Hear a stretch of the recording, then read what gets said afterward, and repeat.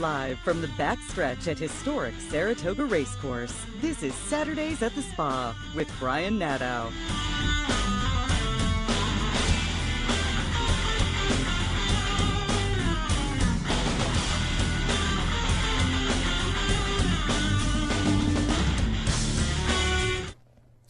Good morning and welcome to the first edition of Saturdays at the Spa. Brian Nadeau with you today and for the next 8 Saturdays as we work our way into and through the Saratoga meet, which of course kicks off next Friday. I'll be with you every Saturday from 10 to 11 o'clock.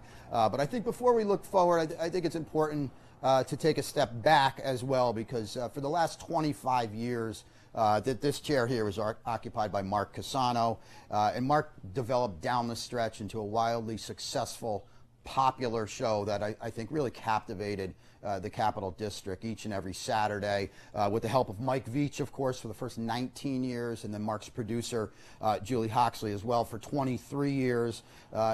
Each and every week he brought us the biggest players in the game on a national level. He sat here with Bob Baffert and Todd Pletcher and Jerry Hollendorfer each and every week, just stars of the game, and I wanted to give Mark a shout out because he retired last November, and I'm certainly not here to replace him. I'm just here to continue on the legacy that he laid down, and Saturdays at the Spa is we're going to continue on with Down the Stretch, because Down the Stretch was not broken, and I'm not here to fix it, and when it wasn't broken, it doesn't need fixing, so we're going to continue on with what Mark did, and hopefully I can get remotely close to the grade 1 level that he delivered every week. So I wanted to give him his proper due if you're wondering where he is. But like I said, Mark retired in November.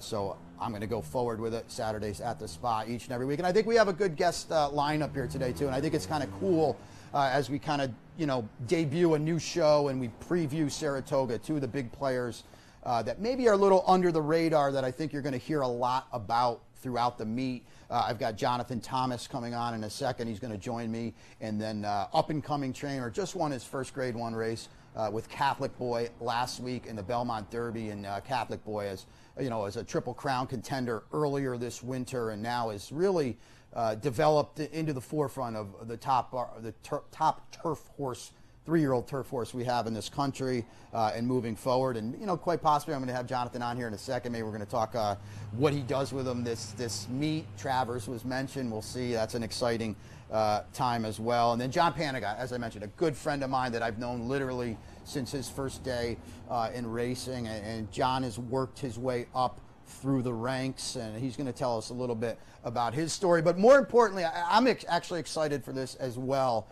John is now the jockey's agent for Javier Castellano, and I want John to come on here and just kind of give us what happens throughout the day of a jockey's agent, because I don't think a lot of us know what goes on each and every day, and I certainly don't myself. So like I said, I'm excited to have him tell that kind of story. He's getting his feet wet in that side of it, but I think he's off to a pretty good start if you've been paying attention.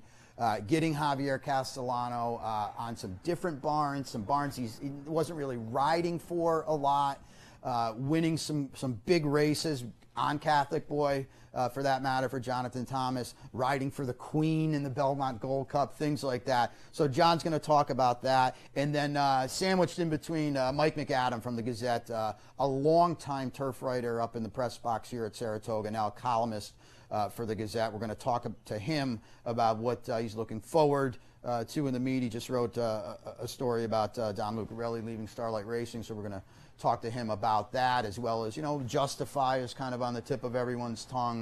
The vibe here in Saratoga, I know the late development that he's, a little under the weather, a little filling in his ankle. So I'm going to get Matt to talk about just the meet in general and what he's looking forward to as we begin next Friday, 40 days. And of course, as I mentioned, I'll be here each and every Saturday Saturdays at the Spa here. So that's going to bring us to our first break here. And when we come back, Jonathan Thomas will be next to me. Stay tuned.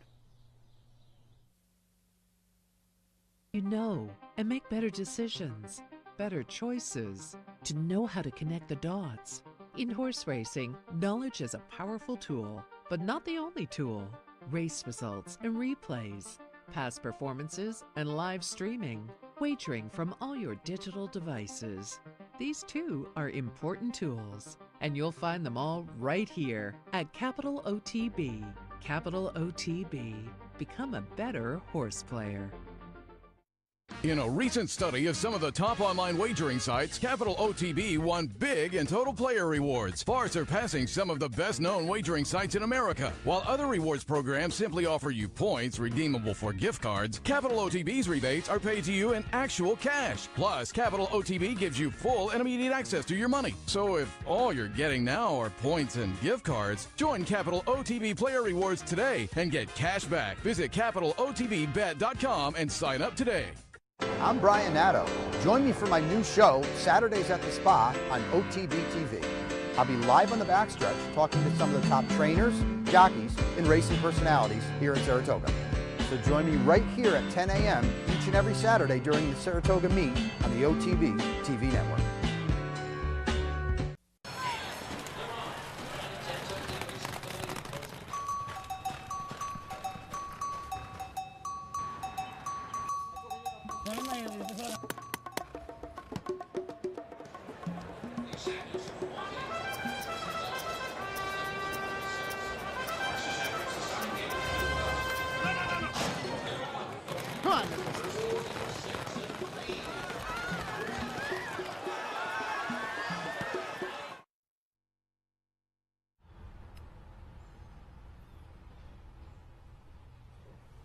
Welcome back. Brian Nadeau with you. Saturdays at the Spa. We're up and running here at Saratoga as we look forward to the meet. Kicks off next Friday, 40 days. I'll be here every Saturday with you.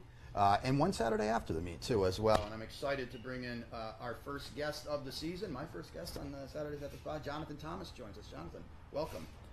Jonathan is fresh off of your first grade 1 victory as a trainer and your birthday today, too. So Correct. birthday. It's been a pretty fortuitous week. Things are going good, Yeah. right? I think, as I mentioned at the start of the show, I've got you on and then John Panagot later. And I said I'm excited to have both of you on because I think you're two names that people are going to start to become pretty familiar with throughout the course of the meet, if they aren't already.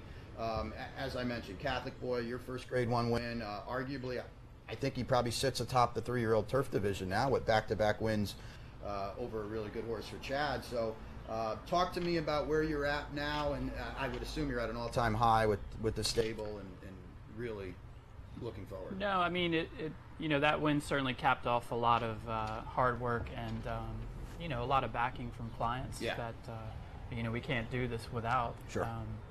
So we've been very fortunate to be supported by the right people and been allowed to give time to the horses. So these sort of things happen with proper management and backing. And you've been steeped in racing since the beginning. I know you grew up at a pretty famous farm in Virginia, right? So talk to me a little bit about your background. I know your parents were lifetime horsemen. Correct. And so talk to me about growing up in Virginia under the shadow of Paul Mellon, right?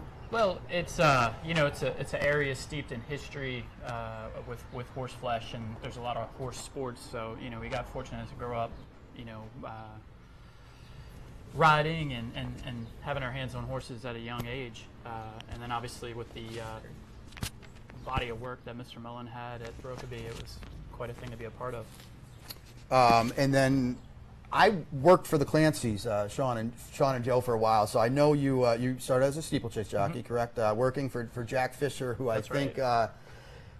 I know and have talked to many times. I think it's safe to say Jack is one of the true characters of the game. A good guy, a great horseman, has had some phenomenal steeplechase horses. Kind of, I would say, took the reins from Jonathan Shepard and has been a champion trainer all his life. Talk to me about starting out as a jockey, jump jockey.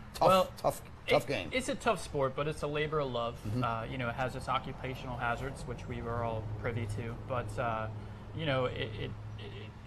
it's a labor of you have to really enjoy horses Sure. and taking your time to do it. And you get to work with some amazing horsemen.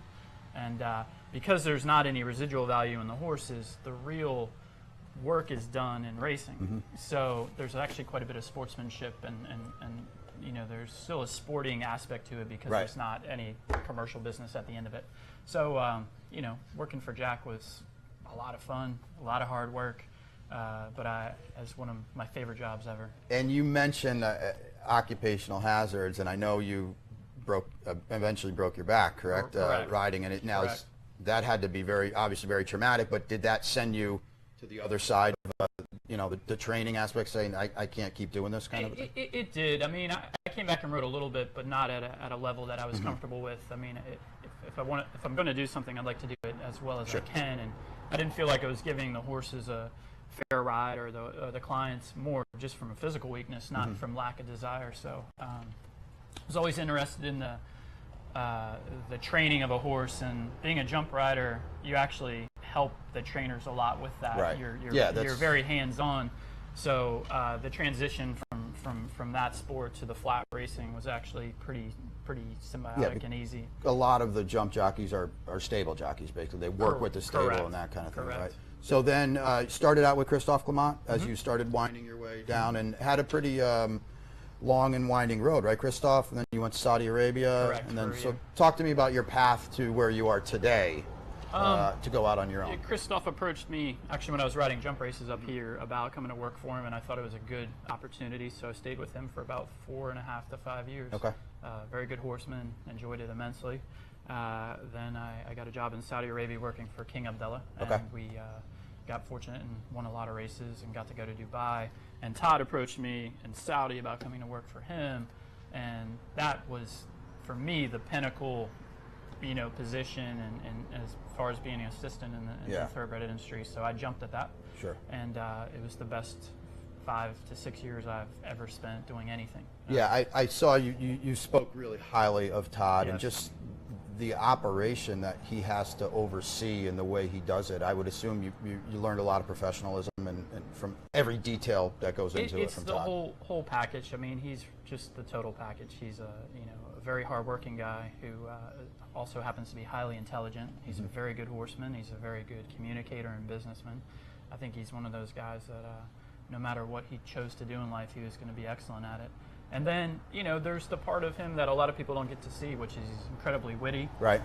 thoughtful, and a really good person to work for. So, he's, for me, just as a person in this business, he sets the bar as a Right. young guy in a way to position yourself and handle yourself and conduct business, because I think it's good for everybody if you do those things. Sure. It's good for your clients. It's good for a representation of a trainer. Right. And then you worked for his dad, right? Now, that Correct. kind of start you down the path to Bridlewood and the yearlings. Talk a little bit about that, because that's really how you maybe got your niche here going. Yeah, I felt like my weak spot or my blind spot in the business was I didn't have a lot of experience buying horses and at the sales and developing young horses. And this is a recruiting business. Right. It's like any sport where you want the number 1 draft pick, Yeah. you want the number 2 draft pick. If you're just sitting by your webbings waiting for a horse to come in, Right. it's not going to happen. Right. So, I had a chance to go work for his father, who is an astute horseman, astute judge of young horse flesh. Yep. We actually bought Verrazano in the first sale I worked Okay. for him. We broke Verrazano and Shanghai Bobby in the first year I Wow. worked for him also. And it was a year of intense learning and just judging a horse by its physical components and not by its PPs or how they're breezing. So it just added another level of horsemanship that actually has served me quite well. And I got an opportunity to take some horses and move to Bridlewood, and it just exploded from there. So is that when maybe you started attracting more clients, or they gave you some horses to go out on your own? I mean, because it's tough to break through It was get started. It was a completely unorthodox way, and honestly, I wasn't setting out to train when it started. I thought because of my affiliation with Todd, and then I'm friendly with Chad and a couple of really good guys, that they threw me some young horses to Right. start training. But it's a non-competitive way to do business with Right. people. And what ended up happening, we broke Gunrunner, Karina Mia, Destin, Taprit, moonshine memories all within the first 3 years. And the second tier horses, the horses that maybe just didn't fit in those big stables, we started to get approached about keeping. Okay. And the racing just kind of developed out of that. And as it started to roll, we attracted some more clients and some more horses. And actually, like Aaron Wellman and John. Eclipse, sure. Yeah, and John were instrumental in helping me get started from a racing perspective. Aaron was the first guy, he had a horse that he just thought would train well off the farm, and it worked, and it worked right off the bat. We're kind of evolving, and I'm trying to figure out how to handle the whole thing. Right. But I love how unique it is, because it has, for me as a horseman, it's challenging on multiple levels, but it's very rewarding. Sure. So we get up here last summer, Catholic boy, still an unknown. He runs in with anticipation, obviously wins your first stakes race. Yeah.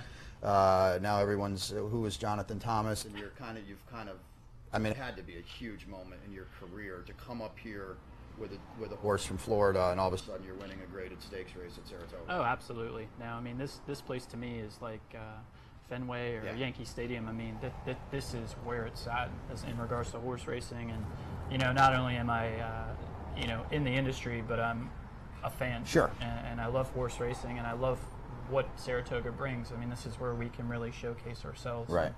And so I've always come up here with immense respect for the racing, and to bring a horse up here and have that happen was pretty surreal. So, Catholic boy, turf horse, good fourth in the juvenile, Breeders' Cup juvenile. Yeah, we were turf, very pleased with his effort in the juvenile. And then, as most people are apt to do, you're supposed to try a good turf horse on the dirt to see what you have. And we're going to pull up, you had something pretty good. We're going to pull up footage of Catholic boy really airing in the Remsen, and that had to... You're going from your first stakes win in August at Saratoga, we're going to show it here in a second, here it is here, to now you're on the Triple Crown Trail. Yeah. So that all in the course of a matter of months. Talk to me about that as he pulls away. We see some decent horses behind him here as well, being thrown right into the fray, kind of. Yeah, we hadn't thought about this race until the day after the Breeders' Cup, the juvenile turf, mainly because he came out of it just looking for something to do, and the best part of his race that day was his gallop out. Okay. By the time they got into the far turn, he was about 6 in front of Mendelssohn. Okay. And he just kept galloping out, and Manny came back and he said, man, this horse just wants as much ground as you can put in front of him. So I sat down with John, and coincidentally, Todd, we were sharing the barn, and I was like, Todd, what do you think about running this horse in the Remsen? He said, if he came out of it well, it's a good, it's a good barometer. Happened to be a flight from there right to Belmont, and actually shipped into Todd's barn, and he really helped us out, kind of accommodating us getting to that race. But we felt bullish about him getting the trip. Okay. He'd always trained well on the dirt, so we felt mildly confident. But of course, you don't expect those things until you see it happen. Sure. Comes back, runs second to Flame Away. Nice horse at Tampa, and then he ran well.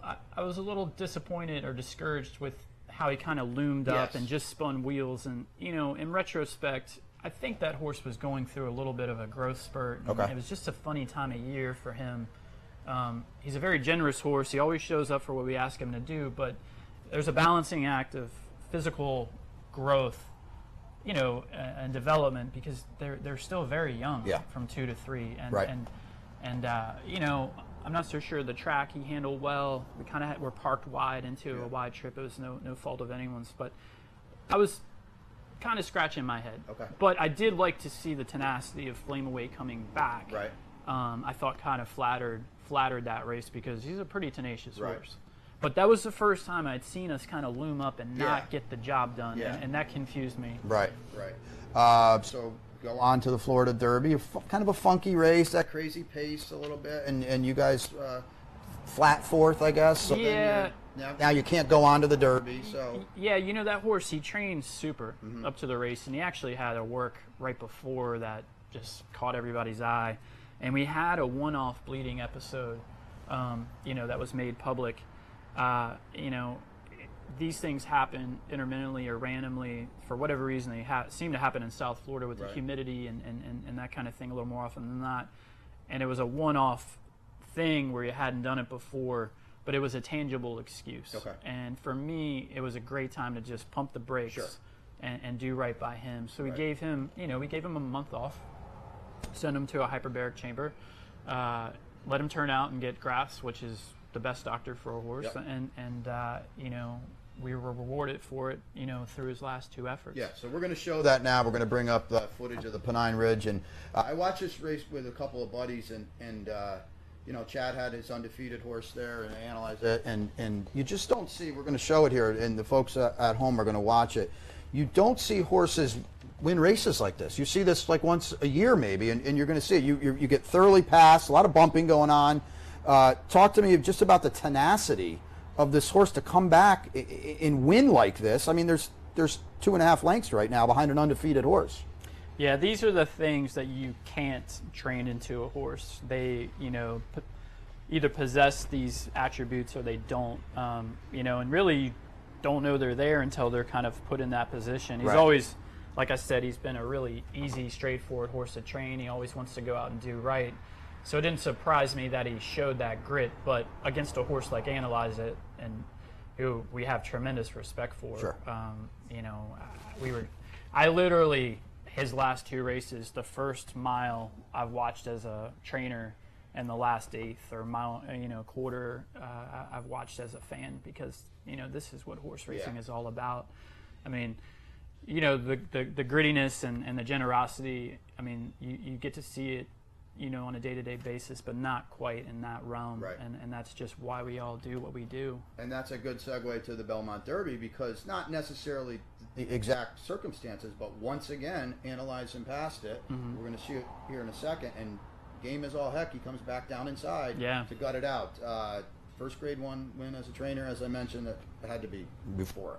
It was, for me personally, it was monumental, but more than that, I felt like this horse, since we've had him as a 2-year-old, has been a grade 1 caliber horse. So for our team to accomplish getting that done for him felt very rewarding. We actually bought this horse as a weanling, so we've had him a long time.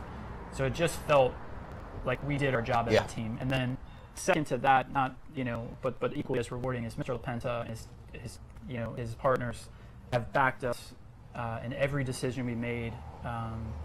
And to do it for them was also equally as rewarding. So, those things are really what felt great. And now looking forward, I saw some of your quotes. I heard the T word. You said you mentioned Travers. It's a possibility, right? Secretariat, obviously, Arlington. I mean, you have Secretariat, you have the Travers, you have the Saranac, which is a week after the Travers. And I think, we can all be very quick to jump to a race or make rash decisions, but I think it's my responsibility and to at least give the horse and the clients an opportunity. To look into that race as an option, because it's a career. If he were to pull it off, it's an automatic berth in a stud barn. It's there's a lot of good that can come from it. So I don't want to discount it. John Panagad, who's coming on later, we've been equal team members on this horse and every other horse of Mr. LaPenta's. And every decision we've made has been unilateral, and we've talked. I mean, I can't think of how many hours we've talked about this horse, but his say is going to be huge, and so we're very week to week. We like letting the horse tell us where to go and to delegate our next step. For me, the Secretariat comes up a little quick off of two stout runs. We love New York. We love Saratoga. Don't have to ship. Don't have to ship. Winning anything here in general is good. So, my gut kind of speaks to that seven day period. And if it's the Travers or the Saranac, I don't know. Okay. Let the horse take you there. Now, you said you have 28 up here. Has he opened some? He's had to open some doors for you. I know you're chaining now a couple horses for George Strawbridge, Augusta Farm. Yeah. Obviously, you mentioned LaPenta. Is there new clients now knocking on your door? Yeah, I mean, there've been some new clients that have come our way. I think more than anything, though, it's reinforced the existing business we've had. You point out Mr. Strawbridge. We broke.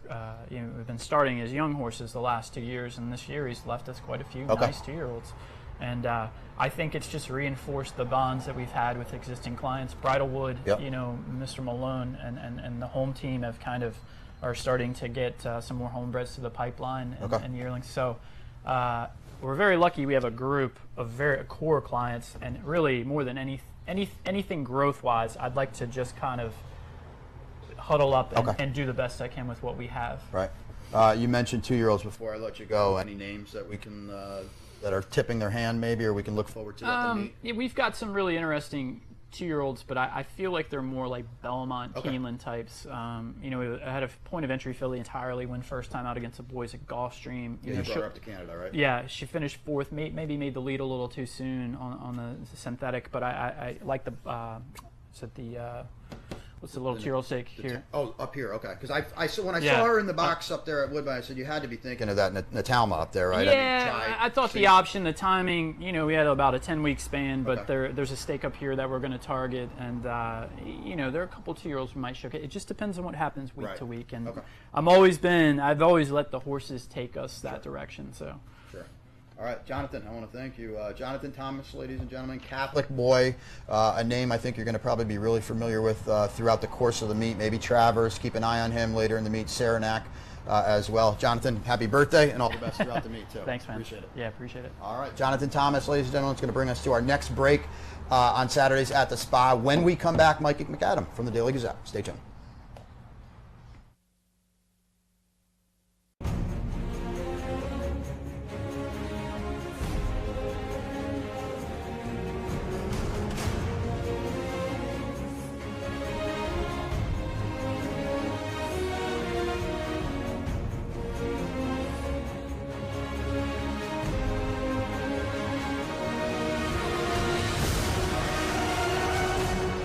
Sign up today for Capital OTB's handicapping series and plan your trip to Las Vegas. Summer at Saratoga, and there's no better place to watch all the racing action than right here on OTB TV. Each morning, the Handicappers Report brings you selections and analysis from our professional handicappers. Then stick around as the biggest names in racing join us live from the backstretch. The top trainers, jockeys, and racing personalities all share their unique insights and observations. For more than 20 years, there's been just one place to turn for unparalleled coverage of the Saratoga Racing Meet, Capital OTB and OTB TV.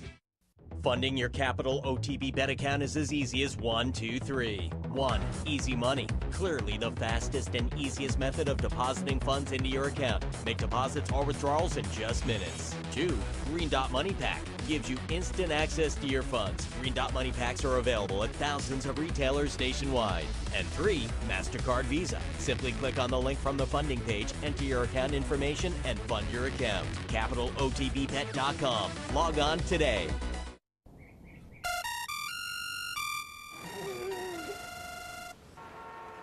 Come on. I want sales reports on my desk by Monday. Whoops. My bad. Love racing?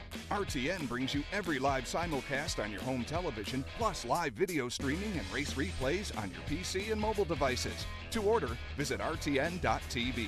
RTN, a breed apart. Thank you.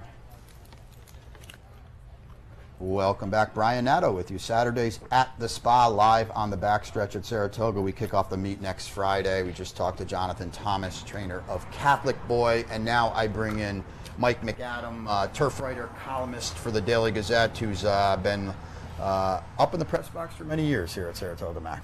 1987 was my first year when I was with the Troy Record, and it's been with the Gazette ever since. A little different then to today, huh? You're last of you could say dying breed, I think. Each and every year it whittles down a little more and more. It's like the 300 Spartans a little bit. Yeah, there you go, right? So Mac, 87. Wow, that's... Java Gold in the Travers. All right, so, but you still, each and every year, have to be excited. Another meet is upon us. The vibe as we move forward to next Friday, what are you looking forward to?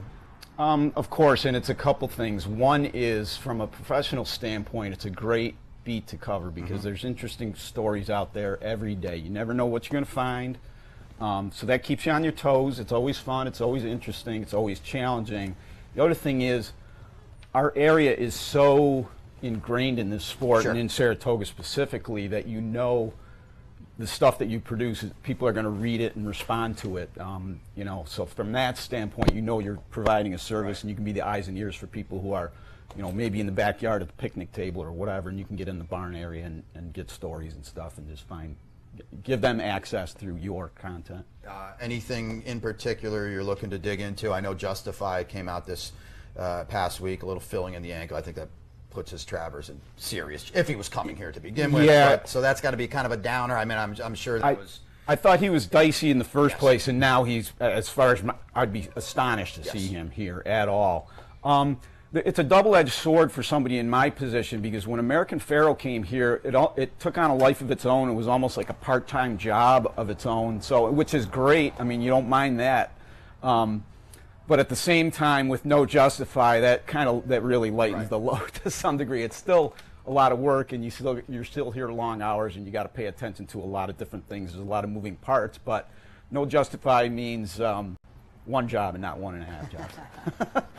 And you just wrote something the other day, Don Lucarelli leaving Starlight Racing for the locals. That's a pretty big story, I would think. A guy that's won a lot of races with Jack Wolf and Starlight Racing, a lot of big time races as well. So what was the vibe there? Talk to me a little bit about that. Kind of along the similar lines of what I was just talking about. In Donnie's case, he's 66, he's got grandkids that he wants to spend time with. Mm-hmm.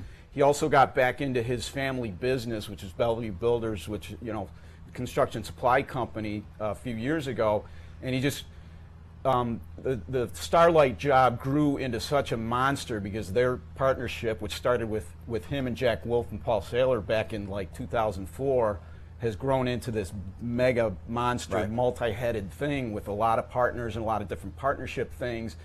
And from Donnie's standpoint, if he couldn't devote his full attention to that, it would be a disservice not only to himself but also to the partners in the partnership. Mm-hmm. So he bowed out gracefully, amicably, just to spend more time, and just because the job got bigger than it was when he first started doing it, 14 years ago. So good for him. I mean, he's one of the good guys of the game, and he'll still be in his box because he'll run out the string with the horses that they have right now, that like the 2-year-olds that they bought last year. They just were at the sales.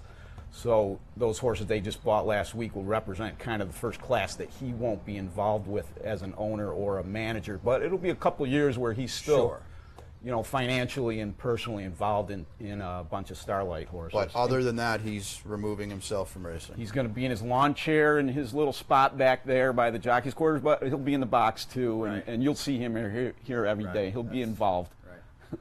New meat always brings. There's a lot of different things going on at the track. I know they built up at the top of the stretch. They've got some new stuff. Any word on of the new things? Have you heard anything or any reviews? No, and I was up here 2 days ago, and I just took a little stroll through there. They're literally still nailing wood with hammers and stuff. The one thing I also noticed that I didn't realize, they have a little picnic area section that's fenced off, very similar to what they have at Belmont Park on the apron up by the 8th pole, which is it looks like a reserve. You got to pay to get in there, so they've kind of added that too, while maintaining some. I mean, it's cut back, but that little area there, it was kind of the little community all its own, and so now they have that thing built in there. The stretch thing looks really nice. I don't know who's going to use it. It costs a few extra bucks to get in that thing, and you can put 2 and 2 together that maybe it'll be like more of a corporate kind of thing. Right. But it's in a good position, and it looks like they're doing a nice job of putting it in. So you've been here, as you said, since '87, 24 days, 36 days, now 40 days. There's a little bit more of a slog now at 40 days for a guy here on the backstretch each and every morning coming up from Schenectady. I hate to pick on the week after Travers, but that is the one where the head starts to droop a little bit, and I don't think I'm the only one, and it's not just from our side. Potentially the fans. I mean, you can noticeably see that the attendance, and we're here on Mondays, and it's light, and which is why we like it. We're not here working on our day off, that is. And but you can see post Travers. So if they ever get to the point where they go in the other direction earlier, which is, we've heard that now for a few years. The rumblings have always been there. There's nothing maybe concrete, but I mean, I personally believe it's going to happen eventually, even if it's temporary.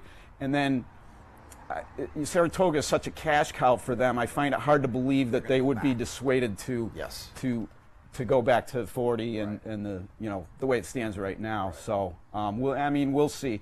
Things in New York take a long time, as we all know, casinos.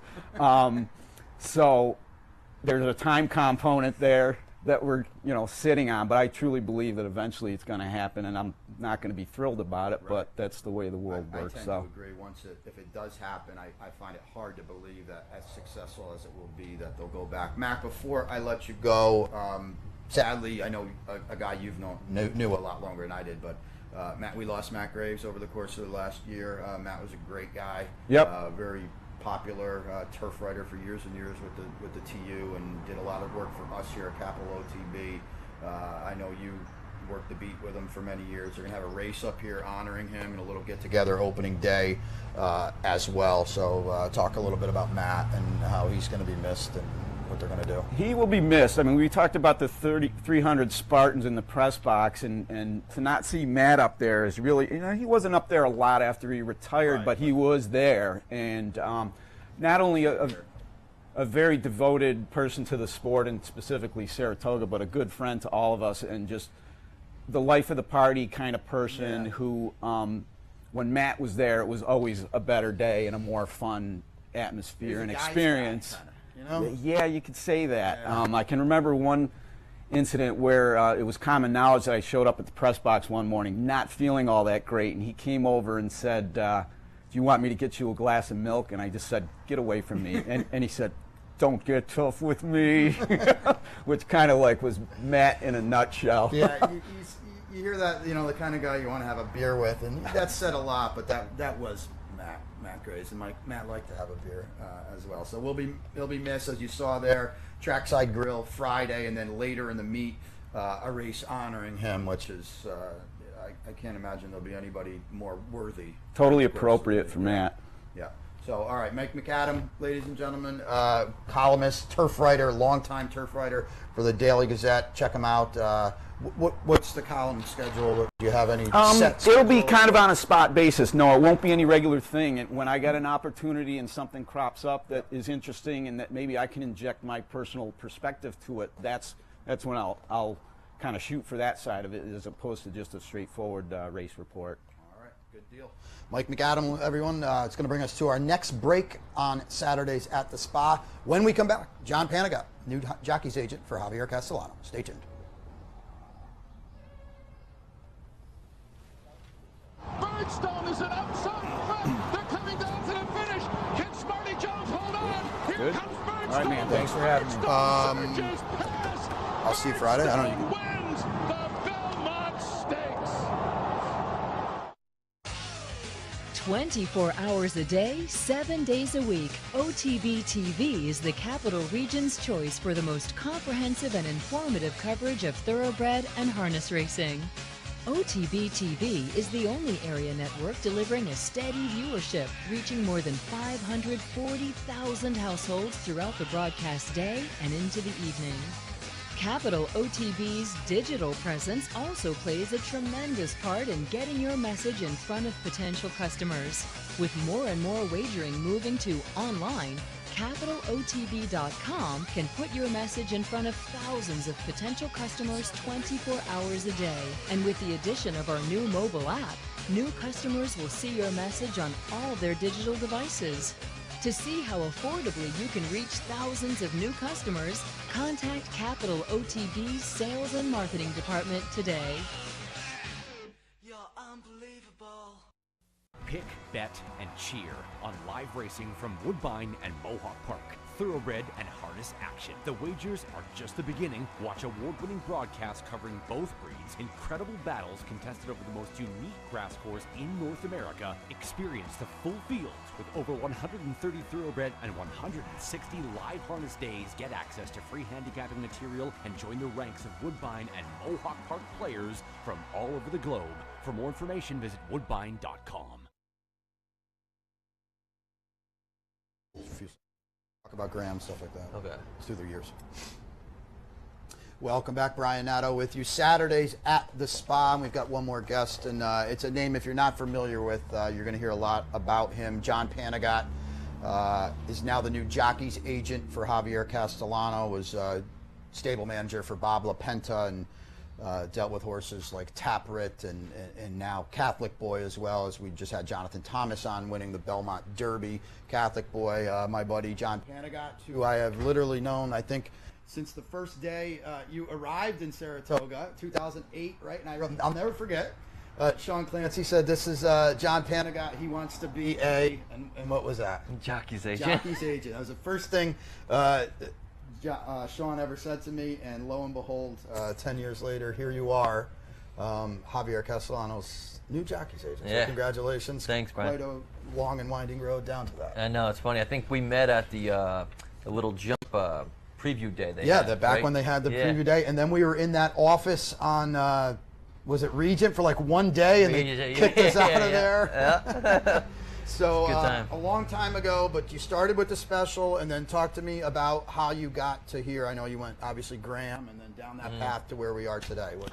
Well, I graduated college at Charleston in 2008, and I emailed Sean Clancy about, I was trying to spend the summer in Saratoga. I needed to kick the door in a little bit, get my foot in the door, and I went to work for him for the summer, obviously, and at the end of the meet, I asked Graham Motion for a job, and he said, sure, I don't know what you do, but you can come on board, so I went to Keeneland for him, and I walked tots, and just barn tasks, and wound up working him for 3.5 years. Eventually I was picking races for him and spotting horses and jockey assignments with agents and making entries, and I was fortunate enough to be there during a real time where Graham was rolling with Animal Kingdom, and, sure.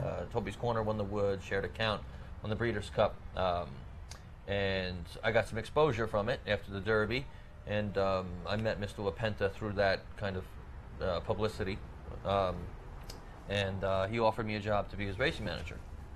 He kind of went through a little bit of a lull there where he needed to clean house, and I told him it was going to be like a 3-year project, and a lot of mares that weren't producing, and just he. Yeah, because he's a whole operation. I don't think a lot of people realize that. Yeah, He's got brood mares and a farm and everything like that. So you took all that over. Yeah, right. We sold a lot of mares, and we've since replaced them with a couple.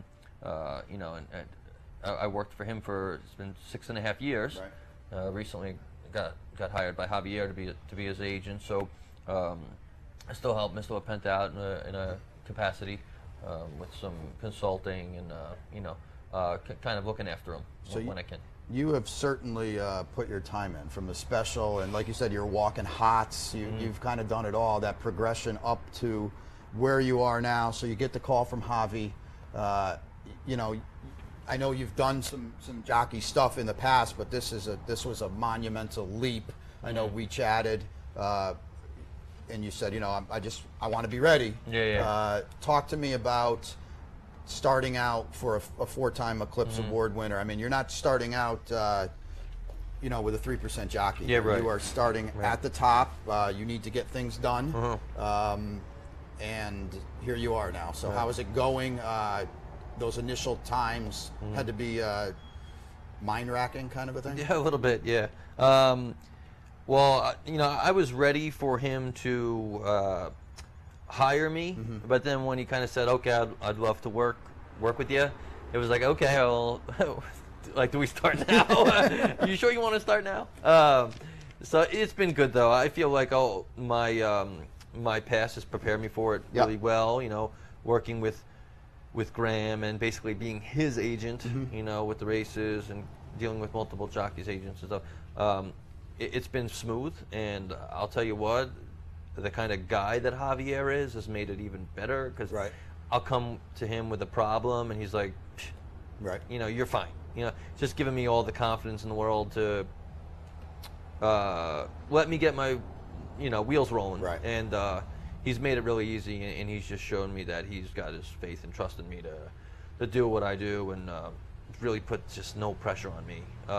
I told them, I said, once I get the ins and outs of it, we'll be rolling. And and it it took me a week or so, and it's been good. A lot of people have helped me. I mean, I just look through the form and you see, the DRF has trainer jockey stats, and I think, at least to me as an everyday handicapper, I thought it was pretty noticeable. The footprint you pretty immediately put on. I've got, you rode for Charlie Baker. Javier's 0 for 2 in the last 2 years for Charlie Baker, which is like mind-boggling to me. 0 for 3 at Belmont with Bill Mott. 0 for 9 in the last 2 years for Kieran McLaughlin. Like, these are top barns that I would assume now you're trying to get a foothold in, or at least ride some horses. It's shocking to me that, a Hall of Famer and multiple Eclipse Award winner wasn't really in those barns. I think, was that one of Javier's big selling points to you? I want to get out there a little bit more. A little bit, yeah. He said, listen, Javier's 40 now, and he's like, I feel great, and I want to ride the card if it's the right horses. Yeah. I'll ride for 10 different guys, 10 different races, but 50 to 1 is 50 to 1, and 5 to 2 is 5 to 2. Said, well, great. That's what we'll do. We spread it out, and there's a horse for every race that you want to ride, maybe 2 or 3. And you got to align yourself with the right people is kind of our mission. The guys that have the horses that are easy to deal with and win races. Or guys like that. You might have a good relationship with another agent, and they might say, "Hey, listen, I have 2." It's all about relationships. It really is. And Ron Anderson, Angel Cordero, those are 2 guys that have been a big help to me, and I can consider friends. And a couple guys may have a double and say, listen, I got a horse for, Brian Nadeau. Would you like to ride it? It's like, sure, I'd like to ride it. He wins. It just keeps going back to relationships. Whether it's trainer to jockey agent or jockey agent to jockey agent or owner to jockey agent, that's that one common denominator. Right. It seems off my first month and a half. Yeah. Now, did you have to get out there? Obviously, people on the backstretch know who you are, but all of a sudden now you're Javier Castellano's jockey agent. Did you have to get yourself out there and shake a lot of hands? A little bit, yeah. Babies kind of a thing? A little bit. The first couple days, actually, first week and a half or so, Javier and I went out Belmont and did our thing, introduced myself as an agent, whether we've met or not. Right. Javier's great. John's going to represent me, and anything you need, let us know. I was excited to have you on because when we talked, I want to get into the day in and day out. Like, what do you do actually? Because I think a lot of people, all right, you book mounts for jockeys. We all know that, but how does your day go? Like, I called you a couple of weeks ago. I said, how do you get on a horse for the Queen? I mean, Javier rides Call to Mind to win the Belmont Gold Cup for the the Queen of England. How does stuff like that come about? You texted me last week. I just got on my first one for AOB, Aidan O'Brien. How does stuff like that come about? Talk to me about that and your day in, day out routine of just getting on horses. Well, the Queen thing was funny. The nominations came out. It was actually an invitational. So there was maybe 12 invites with 5 or 6 from Europe, and Call to Mind looked like real good form. So I emailed the trainer, looked him up, emailed the trainer, and said, listen, my jock rides 115, you get in with 115. We'll have to ride it if you come. And a day or 2 went by and he didn't respond, so I followed up, and I said, here's what the race looks like, let me know. And he wrote me back and he said, okay, let's do it. And then I realized it was the Queen's horse afterwards. It was like, oh, geez, look at this. I look again. I said, man, I think this horse is pretty live. I looked at it and said, sure enough, it's Her Majesty the Queen. So we indirectly wrote a winner for the Queen. And it's so cool to see that in the form Her Majesty. Yeah, it was the neat. Queen. It was but neat. You It got was on one for Cathal Lynch in the Tremont, right? Win the stakes there. Same deal. That's obviously not a barn. That is here a lot. Right. How does that work? You again, nominations? Yep. Look at might come? He had one on a 2-year-old at that point. So I know that he didn't really have anything before the noms closed. And then you kind of look around and you see who's one out of town, because you're probably, if you're going to ride the race, unless somebody has a double, you're probably going to have to get something from out of town. Okay.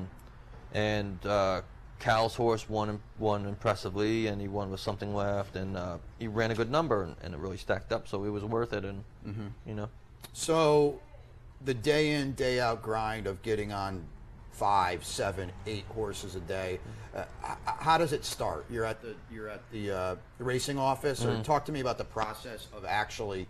Because not obviously day in, day out, we're not running, the Belmont Gold Cup. So it's a little more craziness, I would think, to try to get on 6, 7 horses a day that you don't necessarily know are running or whatever.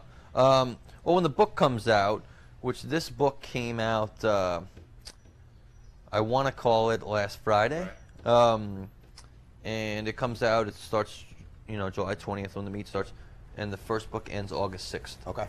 So you kind of know what you've been riding, who fits where. You mark who could run where. You want to keep these horses you're riding because, if they're knocking on the door, they're eventually going to get it done, or if they're going to drop, you kind of cover your back a little bit. And then you contact these guys, or if you horse won, obviously you're going to probably ride it back, or he ran well, he's going to ride it back. So you hold those spots. If somebody asks you about it, you check in and you say, Are we, as planned, are we going to race 9 on the 20th or whatever it is? And then a lot of it, I was surprised how much changes the day of entries. Okay. At first I got the book. I actually got Javier hired me in the middle of a condition book. Right. So it was like, But there was a supplement of Belmont Week that was out also. So I kind of just pointed for that, and I said, listen, this is empty. Let me fill it up, Belmont Week. In this book, I'm pretty much, my hands are tied. He's got his commitments and all that. But going back to my point, I was surprised how much shakes out day of entries, because guys have doubles and, so whatever the case is. Okay. Or somebody just, the horse looks good that morning, they want to enter, and everyone else is taken or whatever. And I just try to, his day-to-day business is good. Yeah. It's getting better. We'd like for it to be better. The stakes, Are you where you're at, or you're still trying to get there? I'm still trying to get there. Saratoga we've been well received so far with book 1. Right. But he's been riding 5, 6 a day at Belmont, and the right kind of horses, right kind of guys, and we're hustling to get him to where he wants to be, and a lot of the stuff is very secure, like the stakes. Sure. Which is great, we're trying to get him to where we want to be, and I think Saratoga will help. I was going to say, do you look as much excitement as maybe a little trepidation here? Now, this is your first Saratoga with Javier Castellano. I mean, you have to be excited, but you want to do well too. Of course, you want to hit it out of the park. Of course. One thing that is different with Saratoga versus when a Belmont book comes out is you got to factor in Churchill charts. Yes, shippers, things like that. Yeah. There's more shippers like Delaware and Monmouth, horse dropping or whatever. So that's kind of been, the Kentucky guys have been great. Okay. But that's needs to be factored in. Right. And you'd like to think because certain races where he may not be riding something, maybe somebody can plug in for you. Yeah. And you get pick a winner too. Right. With that said, we want to strengthen New York weekday these connections because they're going to be here. Right. Exactly. But throughout the year. to piece in a race or two. Yeah. On a Wednesday when you're riding 3 or 4. Right. And you can throw an extra one in for, a guy like Kenny McPeak who's been great, or Ian Wilkes, those kind of guys. Has he told you, I mean, obviously they run a lot more races up here. We're running 10, 11, 12, 13 a day. Has he said, John, I want to be on X amount of horses, or is it still the right horses? Or do you expand that a little bit because it's Saratoga up here? That's going back to how great he is, just as a guy. I mean, like, we've known each other, Javier and I, but, obviously never worked together, and we'll BS at the barn or whatever. But he's been so good, and I always said you learn more about somebody when you move in with them, and you work with them, and this guy's he's so solid, and he says, I don't get in your way, right? You're the boss. That's got to be a huge help for you. I'm the boss. Yeah, right. Yeah, he's been good. So listen, if he rides, if we put him on 13 horses and they all run 9th and they're all 12-1, he's probably going to tell me to be better at my job. I would imagine. I would hope he would. But he's we rode a ton of horses over at Belmont weekend. Yeah. 9, 10, 12 horses, and he wants to do it as long as they're in the right. as long as I'm half decent at my job, and he makes it a lot easier to be decent at your job when you work for him. When it's Javier, yeah. Before I let you go, I know you said you're more consulting now for BGB, Bob LaPenta. Yep. But Catholic Boy is obviously close to your heart. You bought him with Jonathan, right? Yeah. I mean, he is a horse that certainly, I think, put Jonathan on the map, and is you've been right there every step of the way. I mean, I said to Jonathan, I said, we're talking about now the best 3-year-old turf horse in the country. Yep. I don't really think there's much of a discussion for that. I mean, it's got to be, to see it all develop from day one to come to where we are today. Yeah. It's got to be pretty cool for you. It's awesome. It's awesome. It means so much because Bob LaPenta means so much to me, and the horse. Jonathan bought him. It was snowing in Keeneland. People were there. The right guys were there that are buying horses, but I think it's kind of like you're in a sale in the middle of January in Kentucky. You probably just want to get out of there, have some burgoo, and go home. But Jonathan, who I have so much respect for his eye for a horse and his recruiting, called me about him more than ready. And Mr. LaPenta wants to win races, but dirt is his thing. Yeah. And it was a more than ready, but it was at a Bernardini Mayer who looked like he was going to improve, and you've seen the Verrazanos and all those kind of horses that get over it more than ready himself. Ran under. It was like, all right, you know what? This horse isn't going to break the bank, and he's the right kind of horse. Right. Like, if he's turf, fine. Yeah. And Mr. LaPenta, always game. He was, and we bid to 160 or 165, and he didn't meet his reserve, and. Jonathan said, he went 170. I said, wish we went one more bid. We probably would have had him. And he said, call me back. And he said, the horse RNA'd. So I emailed Mr. LaPenta, and I said, horse RNA'd, want to offer 180? Or they want 180. We stopped at 160. Mr. LaPenta said, split the difference, offer 170. Right. And they took it. And then he went back to Lane's End for a little bit, and then went down to Broadwood, and Jonathan's been with him ever since. And it, like you said, it has been really cool to see this horse do this, because he means a lot to everyone. He's just the kind of horse that you get to know a little bit more. Right. And I'm so psyched for Mr. LaPenta's family and team. And Bob LaPenta, has put a lot of millions of dollars in this game, but has been in this game for a long time. With Nick Zito back in the day, Datara and Cool Coleman and things like that. So he's very steeped in racing, and it's got to be cool to win for a guy like that. Oh, yeah. Really cool, especially because he is like family to me, and a lot has changed over the last month and a half with my new job. So it's been kind of all over the place with Javier, but it's just really cool. I had lunch with them that day. It's really cool to share that with them. We went for dinner afterwards. We had lunch at the track, went for dinner afterwards. But he lives for this. And he says he could go to the Kentucky Derby with the favorite if he's by himself. He's not. He's like, this is great, but this isn't half of what it is. So he was there with 18, 20 people, and they were in the clouds. So I'm so psyched for them, and I'm so psyched for the horse and Jonathan. I want to ask you, I meant to ask Jonathan this, and before I let you go, I want to ask you, because I know you guys are very close on the decision-making process of the horse. Jonathan mentioned Travers, and I'm not saying he's going there now. What I wanted to ask him was, does Justify have anything to do with your decision, or is it strictly doing what's best for your horse? I mean, because now, let's just be honest, Justify's not coming. Did that have anything to do with it, or are you just saying this is our horse, we're looking straight ahead with our horse, where is the best spot for him?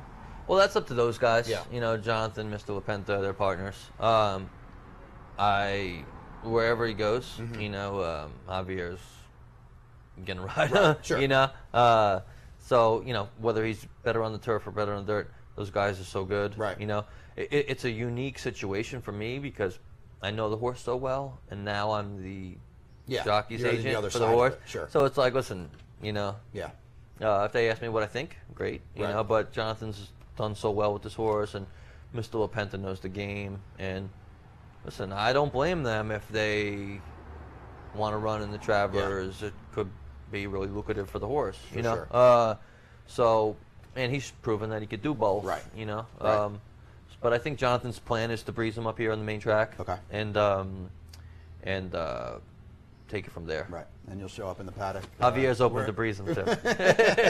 Wherever he shows up. Yeah. John Panigot, ladies and gentlemen, new jockey's agent for Javier Castellano. It's a name you're going to hear a lot. I think I would think business is going to be pretty good up here too. So take a little extra gander at a Hall of Famer and multiple Eclipse Award winner. John, thanks for joining me. Ryan, thanks so much. Yep. Thank you. All right. Appreciate it. One more break here on Saturdays at the Spa, and we're going to wrap it up. I want to thank Jonathan Thomas, certainly, John Panigot as well, and Mike McAdam, our first three guests. Saturdays at the Spa. Like I mentioned, I'm going to be here each and every Saturday, and one more to end the meet. So I look forward to next Saturday as we wrap our first edition. And don't forget, Handicappers Report tomorrow as well with Seth Merrow and Sully Crotty. And then we will be back here Friday, Seth and myself, to kick off another meet at Saratoga. Looking forward to it. Take care. You're watching OTB TV, a service of Capital Off Track Betting.